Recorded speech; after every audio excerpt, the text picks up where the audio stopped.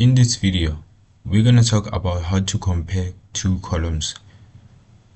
For instance, we have names of teams in the first column and second column.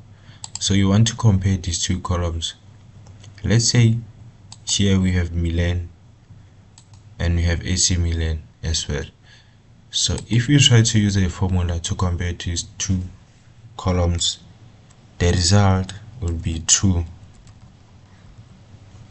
in this column, and for this one it's going to be false since it's PSG and AC Milan rather, since these two teams do not match. So to compare two columns, just type in equal this equal this row, then enter, drag it down to autofill. So that's how you could compare two columns. That's it for this video, guys. Thanks for watching. Please consider liking, subscribing and commenting so that others can discover my channel.